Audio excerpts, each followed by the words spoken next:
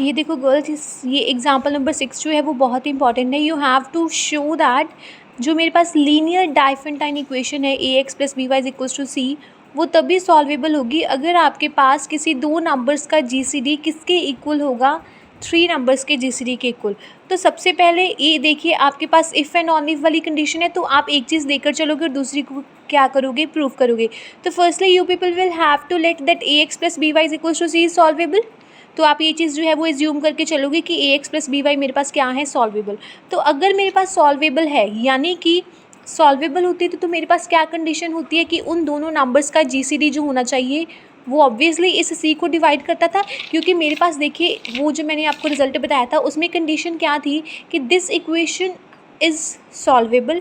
Solvable यानी कि उसका सोल्यूशन तभी एग्जिस्ट करेगा अगर इन दोनों नंबर्स का जीसीडी डी वो क्या करेगा, सी को डिवाइड करेगा। तो यही चीज़ मैंने यहाँ पे अभी यूज़ की है। देखिए यहाँ पे देखो, इसका मतलब अगर ये सॉल्वेबल है तो इसका मतलब ये होगा कि किसी दो नंबर्स का जीसीडी जो होगा वो सी को डिवाइड करेगा। तो अगर जीसीडी जो है वो सी को डिवाइड कर रहा है और डी मेरे पास क्या है, ए बी का जीसीडी, और मैंने एक लेट कर लिया कि मेरे पास ई आइडेंटिटी ई जो है वो ए बी सी का क्या है, जीसीडी। मतलब 3 नंबर्स का जीसीडी मेरे पास क्या है, ई, और 2 नंबर्स का जीसीडी मेरे पास क्या है, डी।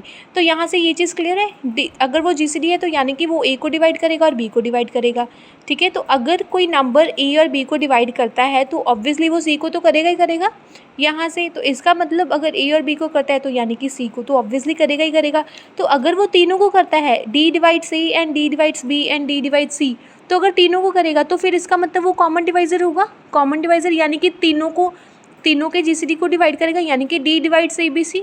तो अगर देखो जीसीडी है ना, जीसीडी कौन होता है मेरे पास, कॉमन डिवाइज़र, जो कि कॉमन डिवाइज़र हो, किसका कॉमन डिवाइज़र हो, तीनों एलिमेंट्स का। तो अगर कोई ऐसा नंबर डी जो कि तीनों को डिवाइड करता है तो वो मेरे पास क्या होगा, जीसीडी। तो यानी कि डी इनको भी डिवाइड करेगा, इसको करेगा तो ई को करेगा। तो यहाँ पे मेरे पास क्या था कि डी जो था वो सी को डिवाइड कर रहा था और इधर क्या आ गया, डी जो है वो ई को डिवाइड कर रहा है।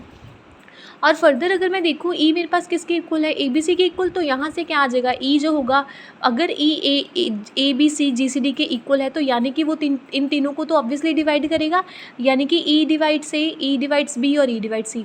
और अगर इन तीनों को डिवाइड कर रहा है तो ऑब्वियसली ए और बी को तो करेगा ही करेगा, e divides a and e divides b. अगर दोनों को करता है तो उनके जीसीडी को डिवाइड करेगा। ठीक है, कॉमन डिवाइज़र है ना, कॉमन डिवाइज़र है तो यानी कि उनके जीसीडी को तो डिवाइड करेगा। तो जीसीडी को कर दिया, यानी कि डी मेरे पास किसके इक्वल था, ए बी के जीसीडी, तो ई डी को डिवाइड कर दिया। तो यहाँ से मेरे पास, इधर से मेरे पास क्या आ गया, डी डिवाइड्स ई, और यहाँ से मेरे पास क्या आ गया, ई डिवाइड्स डी।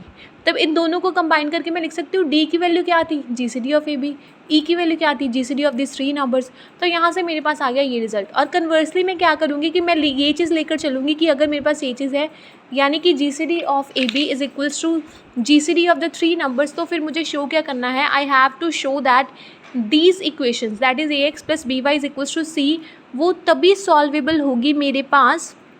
ठीक है, मतलब मुझे ये शो करना है कि ये इक्वेशन मेरे पास क्या होगी, सॉल्वेबल। मुझे इसको यूज़ करके जो है इसको प्रूफ करना है।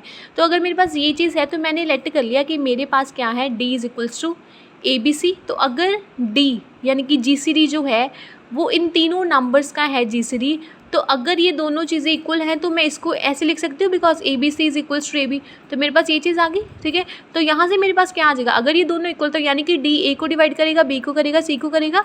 दिस इज़ बिकॉज ये जीसीडी है, तो यानी कि ये मेरे पास क्या है, ये कॉमन डिवाइज़र होगा जो कि तीनों को डिवाइड करेगा, तभी वो जीसीडी बना।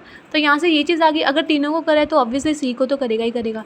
तो अगर सी को कर रहा है और डी मेरे पास क्या है, जीसीडी है ए बी का, तो यहाँ से मेरे पास देखिए क्या आ गया, यहाँ से मेरे पास आएगा दिस डी की वैल्यू क्या थी, ए बी किसको डिवाइड करेगा, बी। अगर डी सी को कर रहा है तो डी की वैल्यू क्या है, ए बी, तो यानी कि ए बी किसको डिवाइड करेगा, सी को। और जो नंबर मतलब जीसीडी अगर सी को डिवाइड कर रहा है तो मेरे पास क्या कंडीशन होती है कि if d divide c then equation a x plus B Y is equals to C is solvable. तो मैंने ये चीज़ जो है वो प्रूव कर दी। This is your article. और उसके बाद you have to find all the integers x y, ये आपके पास इक्वेशन है, वो मैंने पिछली वीडियो में एक्सप्लेन कर दिया सारा कि आप इसका सोल्यूशन जो है वो कैसे फाइंड आउट करोगे। कि सारे सोल्यूशंस, पहले तो आप पर्टिकुलर सोल्यूशन निकालोगे कि कौन उसके फॉर्मूले को जो है वो फुलफिल कर रहा है, उसके बाद जनरल सोल्यूशन उसी फॉर्मूले से जो मैंने आपको बताया था, उसके बाद एक्सरसाइज की क्वेश्चन नंबर आप करोगे। ये सारे देखो अभी ये आप कर ही लोगे, जनरल सोल्यूशन फाइंड आउट करना है, पॉजिटिव इंटीजर फाइंड आउट करना है। ठीक है, उसके बाद आप लोग करोगे क्वेश्चन नंबर 4th 7th और 8th। ठीक है, ये सारा भी कर लेना। कल को हम करेंगे प्राइम नंबर शुरू। अगर आपको इसमें थर्ड चैप्टर में कोई भी डाउट है then you people will have to ask me in the evening.